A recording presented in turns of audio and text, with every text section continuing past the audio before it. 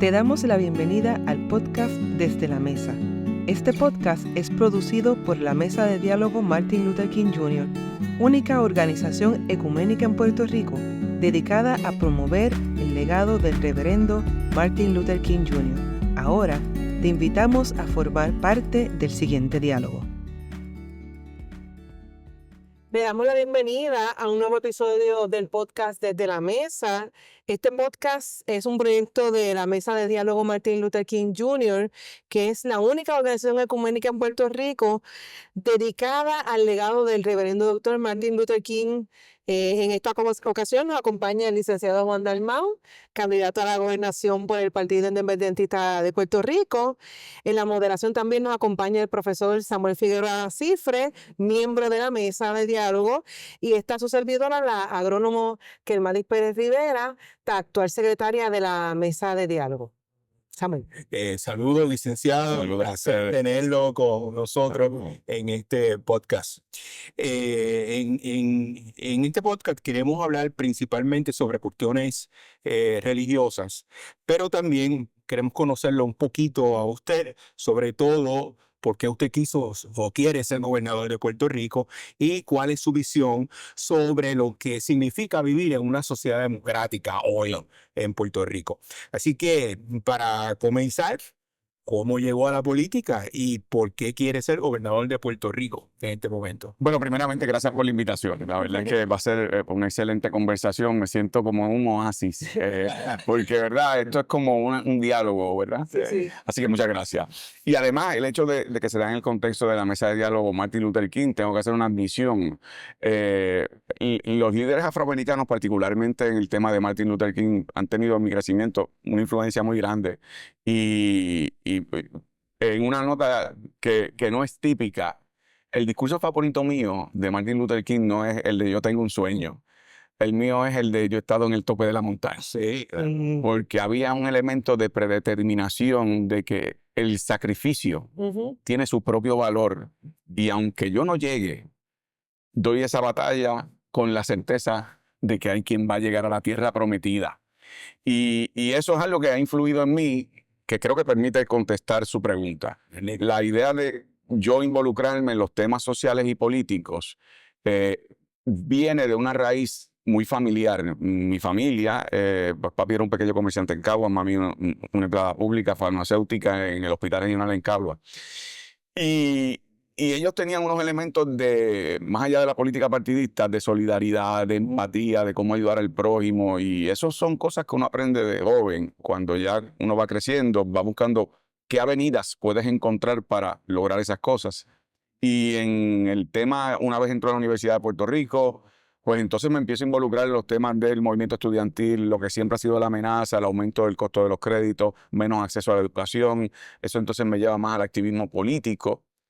Y francamente, en ningún momento de mi desarrollo de vida yo pensé, yo quiero ser gobernador, yo quiero ser un senador o yo quiero estar en la política.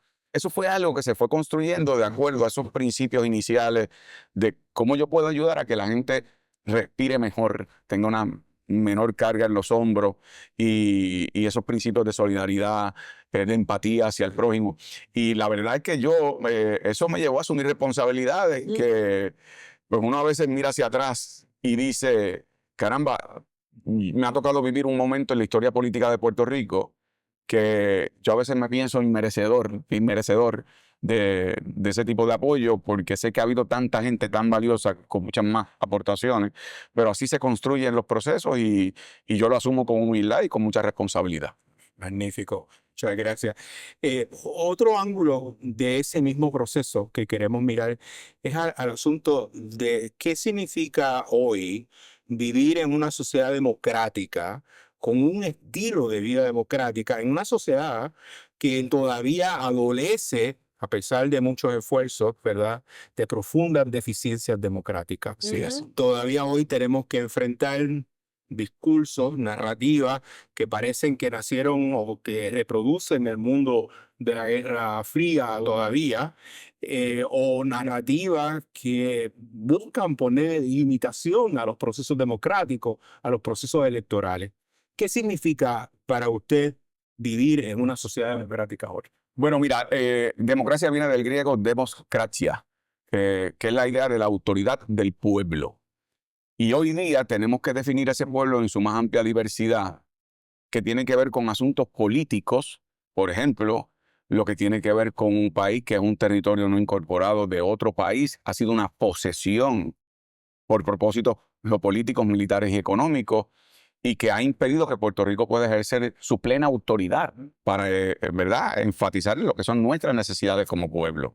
Y ese es un tema que va hacia la descolonización. El tema, por ejemplo, democracia desde el punto de vista electoral, pues sabemos que con las limitaciones existentes, que es el régimen, ¿verdad?, colonial y territorial, sin embargo, hay una autoridad para elegir dentro de esas limitaciones a unos funcionarios electos.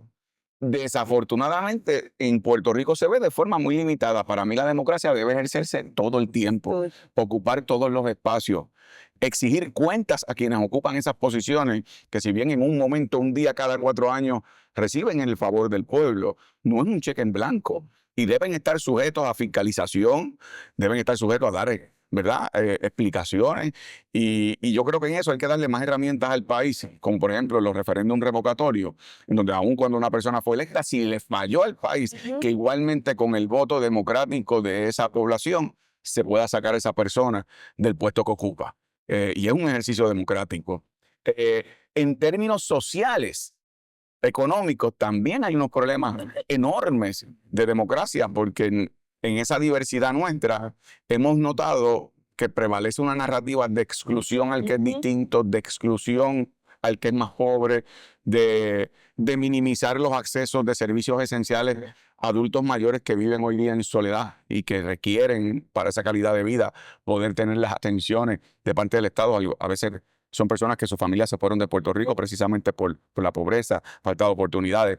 Así que yo creo que en ese ejercicio democrático, social y económico tenemos que tener políticas que eleven a esas personas para producir, mejorar su autoestima, poder entonces insertarse a los procesos sociales, económicos, políticos también.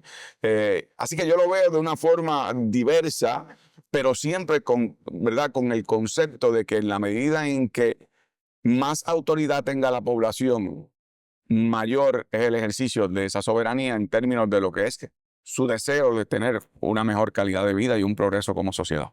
Sí, muy bien, muchas gracias. Muy interesante lo que nos estás comentando. Vamos a transitar ahora a hablar de usted como candidato a la gobernación de Puerto Rico y de su experiencia con los sectores religiosos. Háblenos de cuál ha sido su experiencia con los sectores religiosos del país y cómo se ha relacionado usted con estos sectores. Pues mira, yo estudié en el Colegio Católico de Caguas, lo que hoy se conoce como Notre Dame. Fui monaguillo, mi educación fue católica, pero en el crecer, en verdad, que ya uno tiene mayor conciencia, tener el acceso a textos de distintas denominaciones religiosas, uno comienza a ampliar el foco de lo que son las distintas manifestaciones de fe y de la iglesia y de la religión. Y desde que estoy en política, yo he tenido una estrecha relación con distintos sectores religiosos, sin tomar en cuenta que sean de tal o cual denominación, porque creo que el denominador común son principios universales: solidaridad, el amor al prójimo, el buscar la manera de cómo uno puede ser empático a las necesidades del que se encuentra vulnerabilizado, el que en distintas instancias, yo, por ejemplo, cuando leía pues el mandamiento cristiano de amar al prójimo como uno mismo, por otro lado leía a José Martí que decía: con los pobres de la tierra quiero yo mi suerte echar. Hay algo de que esa entrega espiritual se construye desde distintas visiones, pero que los une esos conceptos universales. Así que yo he tenido una estrecha relación y no en año electoral, durante todo el cuatrienio, tengo oportunidad de reunirme con líderes religiosos o con comunidades religiosas, no necesariamente los que salen más visiblemente, desde la Iglesia Católica, desde el Seminario Evangélico, desde pastores, desde distintas denominaciones, porque sé que también tienen su propia vocación y ocupan un espacio importante. Ahí quiero aprovechar a hacer una pregunta, porque yo soy nacida y criada en la iglesia, hija de pastor, nieta de pastor, pero también, además de con gente cristiana, yo pues que tengo la oportunidad de compartir con gente de otras creencias en Puerto Rico. O sea, que a veces pensamos en el sector religioso Así y es. limitamos solamente al sector Así cristiano. es, así O sea, yo es. tengo amistades musulmanas, amistades budistas que practican la santería, y nos sentamos así Claro. a hablar. También en ese sentido, esa otra experiencia con ese Puerto Rico que no es cristiano. Así es. Y yo he tenido la experiencia también porque valida que las visiones terminan confluyendo en unos mismos principios. Incluso he conocido personas que no profesan ninguna religión, pero que son muy dedicados, que son muy activistas en las disciplinas en donde ellos están. Y después de que construyan de acuerdo a lo que debe ser esa sociedad a la que aspiramos, más justa, más equilibrada, más balanceada, con mayor equidad, yo creo que eso es fantástico. Y yo prefiero, digo, tal vez prefiero una palabra muy ambiciosa, pero yo disfruto mucho hablar con personas que vienen de denominaciones religiosas distintas porque aprendo. Sí. Aprendo, me nutro. Yo no voy con la actitud de que vengo a predicarte y convencerte de que yo tengo la razón y además que tú no tienes tu razón, porque eso es un muro que evita la comunicación de repente encontrar, oye, pero que mucho tenemos en común. Sí. Así que me lo disfruto mucho también. Magnífico. Y esa diferencia nos enriquece, Claro. nos hace mejores, ¿verdad? Un asunto que preocupa mucho a los sectores religiosos, ¿verdad? Es el asunto de la relación entre iglesia y Estado. ¿Dónde usted se posiciona con respecto a eso? Mira, yo creo en la separación de iglesia y Estado, pero hay que calibrar. Ujú. La separación de iglesia y Estado, cuando se desarrolla como concepto, fue para proteger las expresiones religiosas. Que el Estado no asumiera el rol de una sola religión, apoyar a una sola religión, excluyendo otras manifestaciones religiosas en las distintas denominaciones existentes. Y eso fue algo que se desarrolló, ¿verdad?, en términos constitucionales en los Estados Unidos, herencia que han tenido otros países que se han desarrollado en términos constitucionales y democráticos. Pero eso no significa una separación absoluta que excluya toda expresión religiosa de los asuntos de gobierno. Son dos cosas distintas. Proteger lo que debe ser el rol del gobierno de defender a todos los seres humanos por igual de esa sociedad.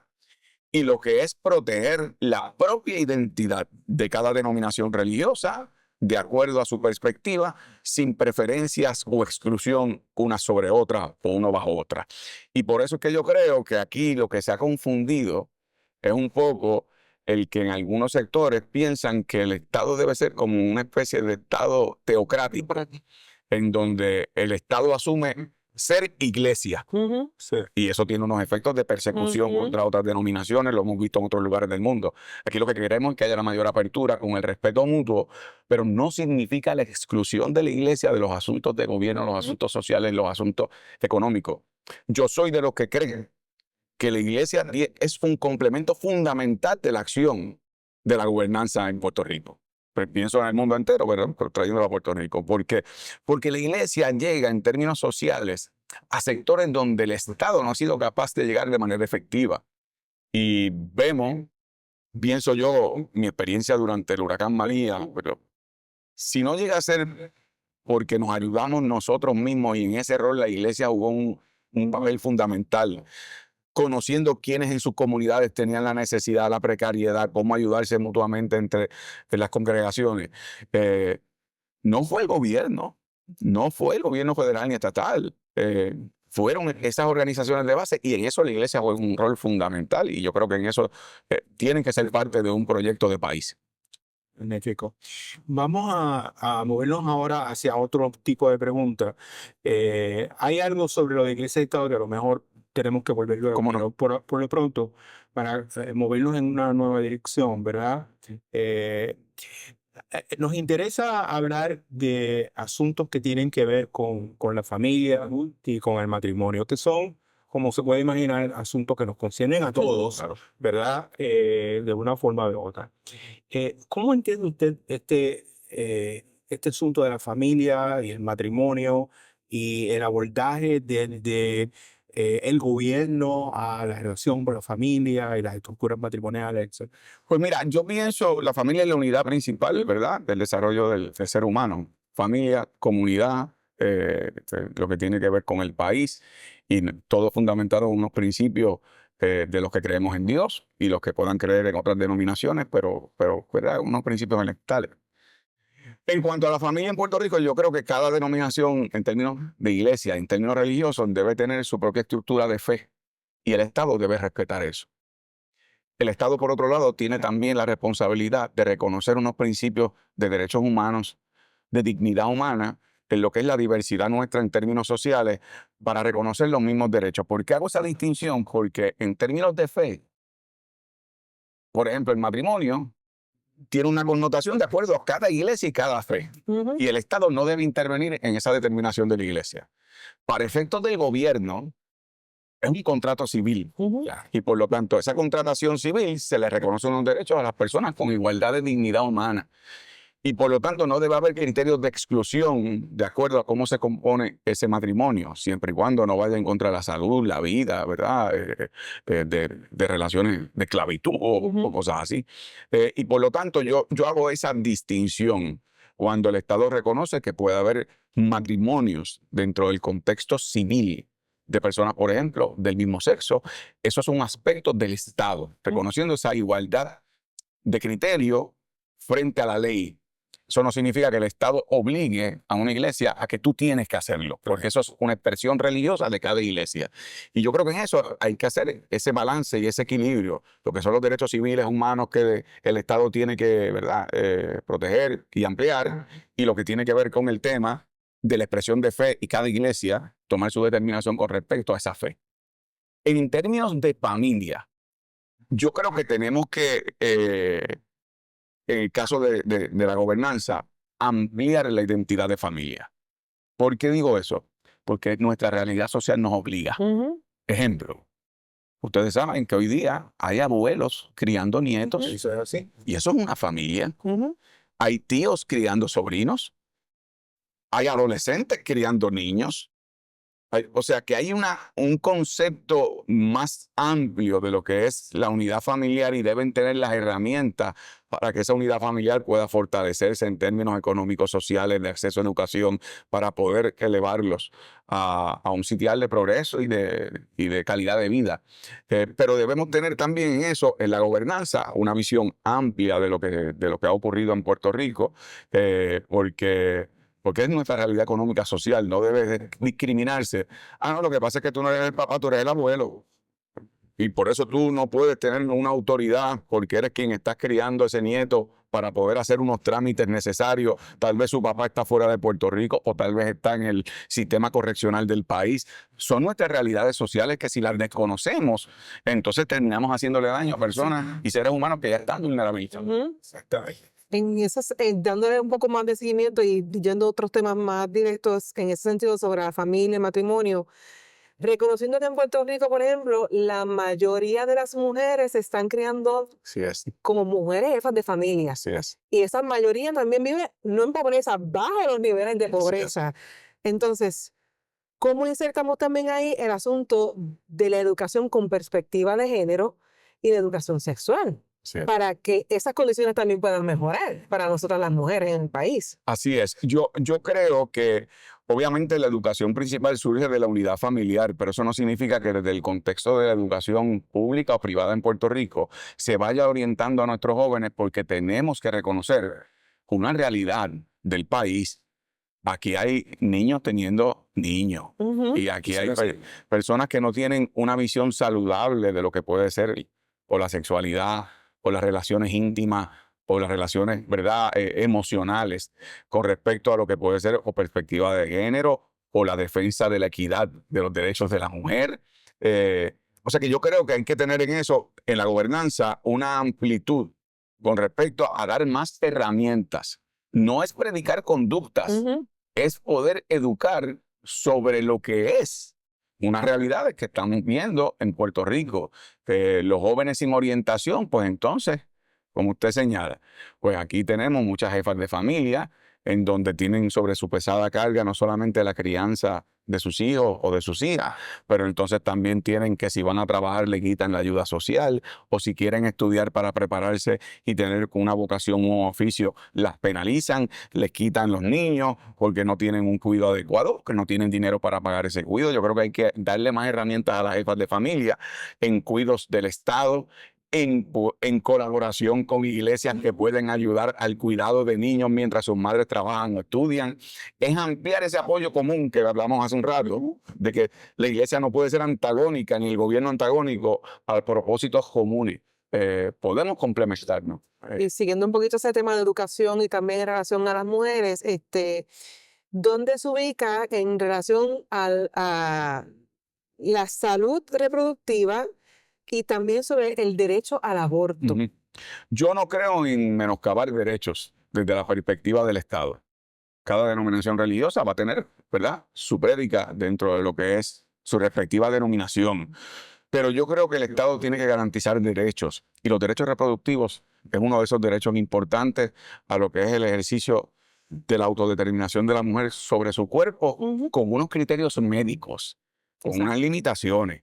Por ejemplo, cuando el Tribunal Supremo de los Estados Unidos revoca Roe versus Wade, esa determinación había sido con unos criterios médicos de acuerdo a que la mujer en unos periodos iniciales pudiera ejercer unos derechos reproductivos en donde con el aval, el consejo y lo que es la orientación que le da su médico de cabecera, ¿verdad?, a la persona experta en los asuntos de salud, que pudiera tomar esa determinación. Posteriormente, en etapas más avanzadas, habían unos casos excepcionales que ya eran casos de, por ejemplo, pues ya la criatura está sin vida, o cuando se dan otros elementos en donde está en juego la vida de la mujer ante el embarazo, pues esos criterios se ejercían por vía excepción. Y mientras Roe v. Wade estuvo vigente, en Puerto Rico no hubo un problema de salud pública con respecto a los derechos reproductivos y lo que puede ser la terminación de un embarazo. A veces nosotros, porque vivimos en la inmediatez, se nos olvidan realidades sociales. Antes de Roe v. Wade, muchas mujeres abortaban de manera clandestina y lo hacían en lugares que no tenían el consejo médico, que no tenían supervisión médica, que lo hacían, y perdonen la crudeza, en ocasiones con ganchos de ropa, perdían la vida por sangrado profundo. Y yo creo que se superó esa etapa al complementar la determinación con un criterio médico. Ahora lo que está pasando en los Estados Unidos, una vez derogado Roe v. Wade, es que en aquellos estados que han prohibido, ¿verdad?, el poder tener en las etapas de determinación de embarazo como antes, esa determinación en manos de la mujer, lo que ha ocurrido es aumento de muertes de mujeres o mujeres que tienen que viajar a otros estados en donde todavía se aplica el criterio de Roe v. Wade. Y eso te crea una doble vara social y económica. Las que pueden pagar el vuelo para ir a otro estado y hacerse y practicarse la terminación de un embarazo, lo hacen, pero las que son pobres terminan condenadas a la pobreza en la calle con niños, en donde son ¿verdad?, son unas personas que no pueden aspirar a una oportunidad de que el Estado les asista, les ayude. Así que son temas que hay que tomar de nuevo. La iglesia en cada denominación dentro de su prédica, pero el Estado tiene que garantizar, y siendo derechos adquiridos de la mujer, menoscabarlos es siempre peligroso, porque ¿qué es lo próximo? El voto. Sí. ¿O qué es lo próximo? Que no deben trabajar, o que deben quitarle la licencia por enfermedad, o de vacaciones, o de parto. O sea, que hay que tener cuidado cuando la actitud es vamos a quitar derechos, a quitar derechos. Otra cosa es lo que uno expresa en su fe, en su iglesia, y eso el Estado tiene que respetar. Uno de todos los asuntos que hemos estado hablando, de una forma u otra, están vinculados a cuál es la relación entre el Estado y la iglesia, ¿verdad? Lo hemos caminado por distintos caminos, pero en principio allí está planteada esa relación. Recientemente hemos visto que los espacios de esa relación se confunden. Por ejemplo, hemos visto actividades que son netamente religiosas, auspiciadas por el municipio, del día de ayuno y oración, auspiciado por uno o varios municipios, ¿verdad? Se ha reconocido la existencia de organizaciones sin fines de lucro de base de fe, ¿verdad? ¿Cómo vamos a atender esas situaciones? ¿Cuál debe ser la relación que debe existir entre este abordaje, estos espacios que se confunden de la relación entre iglesia y Estado? Yo pienso que tiene que ser, de nuevo, definiendo el rol de cada cual. Por ejemplo, usted me menciona el tema de el ayuno auspiciado por determinado municipio o determinado legislador. Pues entonces, cuando uno ve que en ocasiones lo que hay es una sola denominación religiosa con presencia en esas actividades, está excluyendo a otros. Cuando hay eventos de lo que tiene que ver con, por ejemplo, yo pienso en la capellanía en el Capitolio y se empieza la sesión con alguna oración. Sí, pero es que los que están dando la oración casualmente tienen un elemento de activismo político partidista. No es que la iglesia no sea política, por supuesto que tiene que participar de los procesos decisionales, pero otra cosa es política partidista. Entonces, de repente, ahí uno nota que la sardina se está acercando a la brasa de una forma muy preferencial. Yo creo que el criterio debe ser el siguiente. El criterio debe ser las acciones comunes que entre las denominaciones religiosas en la iglesia se puede tomar junto al gobierno para acciones sociales que impacten la vida de la ciudadanía en lo que es la doctrina de fe, la doctrina de la justicia social de la iglesia, al mismo tiempo con las responsabilidades que tiene el Estado. Yo no quiero simplificarlo, ¿verdad? Y no quiero sonar, pero no es lo mismo que yo te diga, no, ven tú a mi actividad en el municipio para decretar el mes del ayuno, a que yo te diga, tengo una comunidad aislada y quiero ver cómo nos podemos ayudar para darle asistencia. Yo puedo poner unos médicos que van a darle ayuda a los adultos mayores, tú podrás traer los almuerzos.